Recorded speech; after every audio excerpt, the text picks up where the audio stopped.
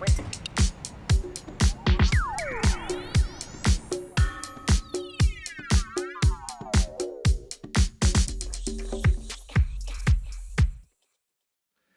kuf nuila du, Chris Nyongets, Aquahoni Wagita Loda, Okele, Oniata Aga, Nwagadun Choda. I said in Oneida that I extend my greetings, love, and thankfulness to all of you. I am Chris Cornelius of the Wolf Clan, and people of the Standing Stone is the earth that I come from. I'm going to start this story from the very, very beginning. And in my culture, we're taught that the earth began when the sky woman came from the sky world down to this world. She landed on a turtle, and that turtle is what we now call North America. So my DNA is from the sky. Before there were colonial borders here, the lands that we inhabited were in the two places that are now known as New York and Wisconsin. But I'd like to tell the story without those colonial borders. So my people, the Oneida, people of the Standing Stone or Oneida, were part of the Confederacy known as the Haudenosaunee, which means people that build the longhouse. And so we were one of 6 nations within that Confederacy.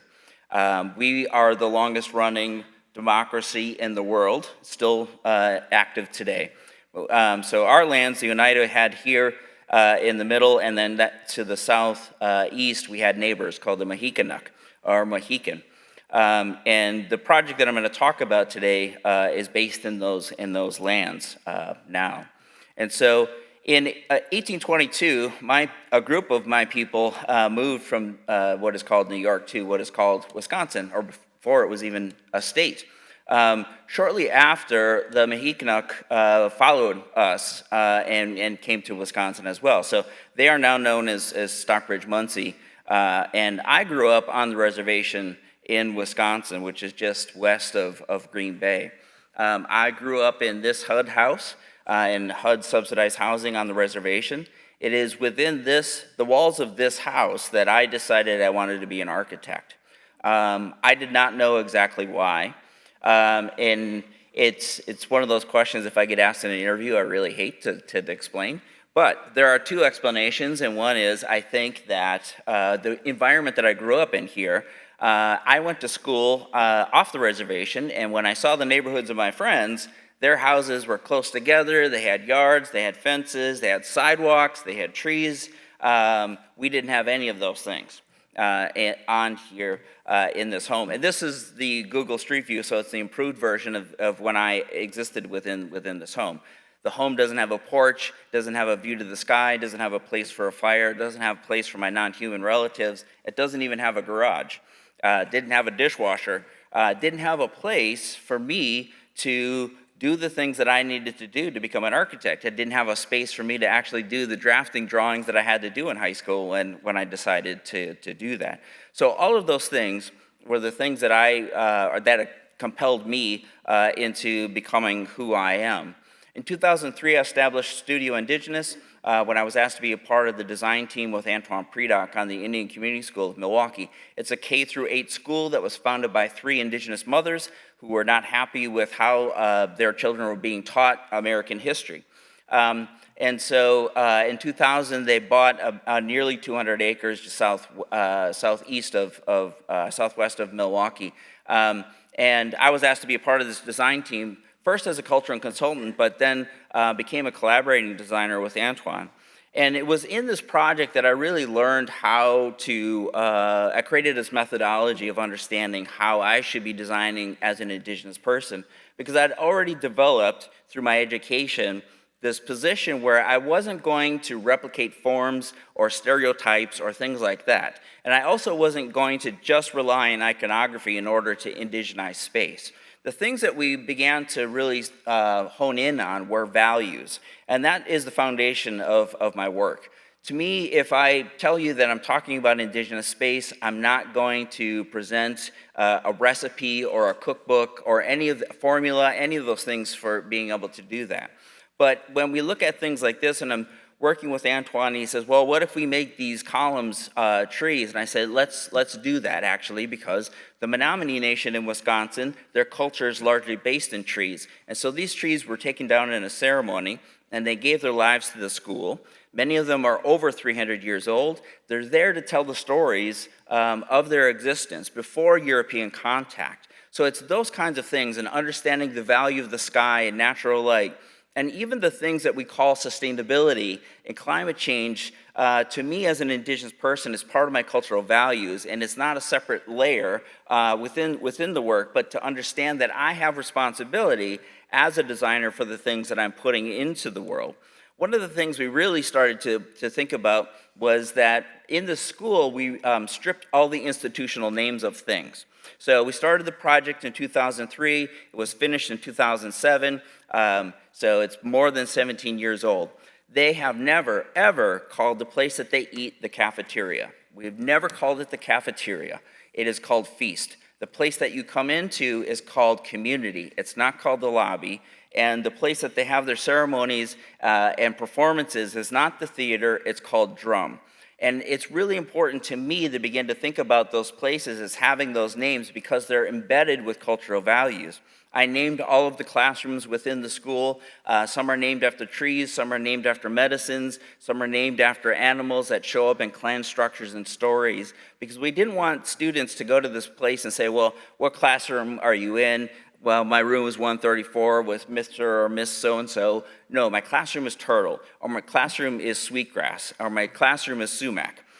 So those things were part of the way that I began to think about these things. And so really, the way that I design is trying to find what are those cultural values that are important that I want to embed in the work, but also to have a voice as a designer, that I'm not tied to those forms or stereotypes, that I'm the person that brings those forms together. So I was asked to do this two buildings, or it's really three buildings on this property. One is a studio, and then there are two residence cabins for this Indigenous group in upstate New York that run this residency. I happen to be one of the initial fellows that did a fellowship here on this property.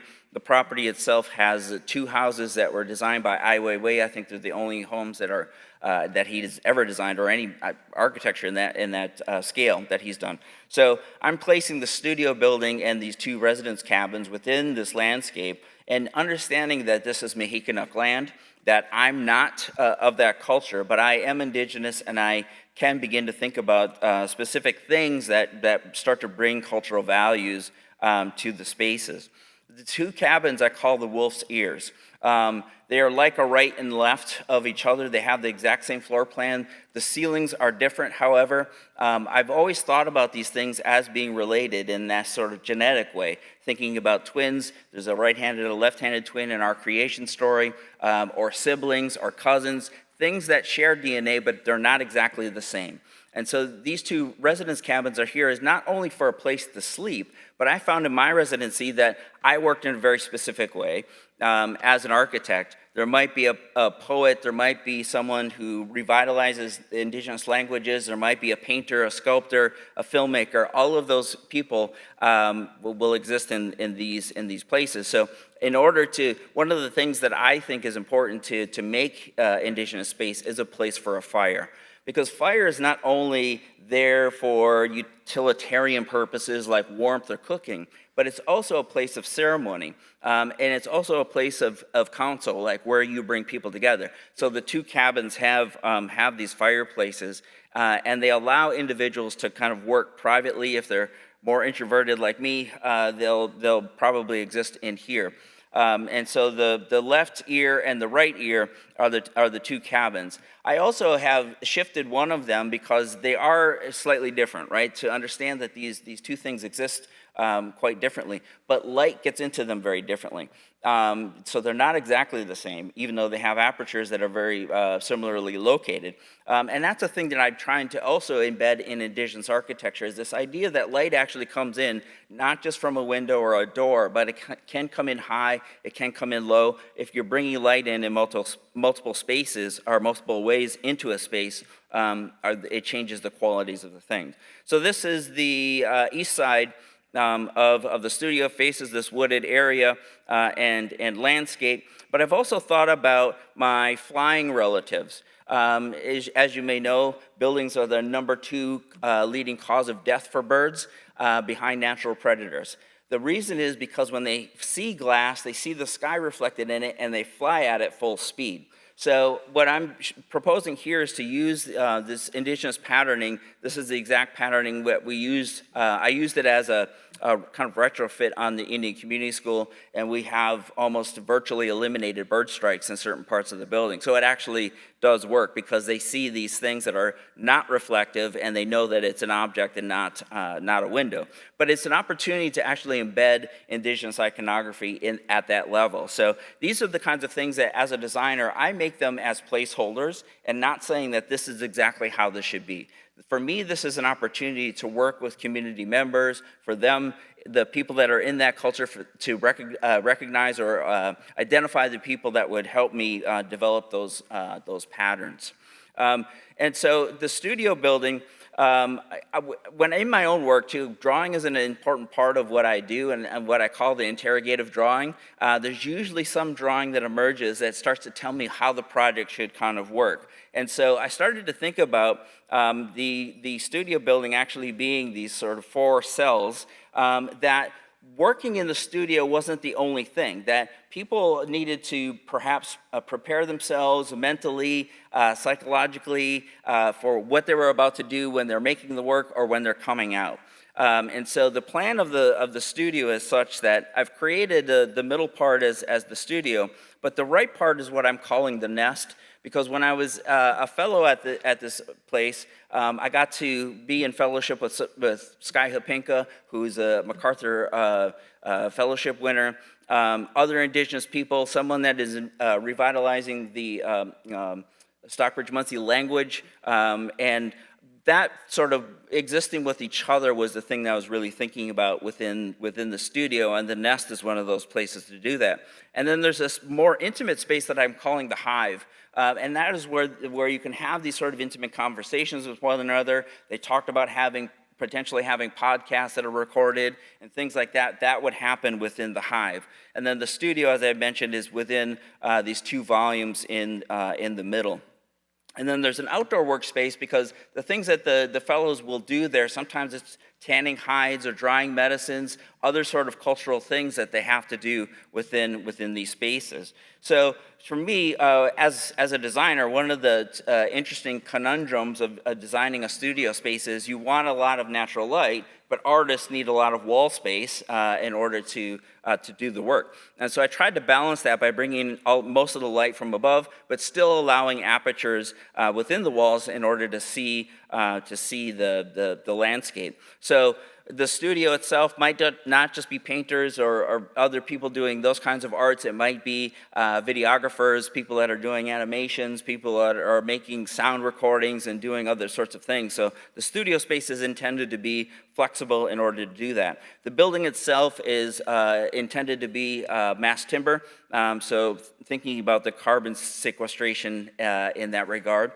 This is the hive. This is that place where you get to go into with one another. It lets natural light in, has some privacy, but it's open, and you can see the studio space to the left, and then this table, I call it the decolonized table because it's not a true rectangle. It's actually slanted in, because when we're sitting at one end, we can't always see everyone's faces on a table like that. If you pull one end in, I was thinking about the fact that you can see other people's faces. So this is a cross-section of the hive, and so it travels through the roof, and once it gets above the roof is where that sort of weather enclosure of the thing is. And then there's what I'm intending to be a polished aluminum, almost a mirror that is reflecting light within that space. And at the top are these 4 totemic things that are the 4 clans of the Stockbridge Munsee. So when I begin to think about these cultural elements, I'm really thinking about how I can integrate the cultural things into the architecture, but how am I making the cultural values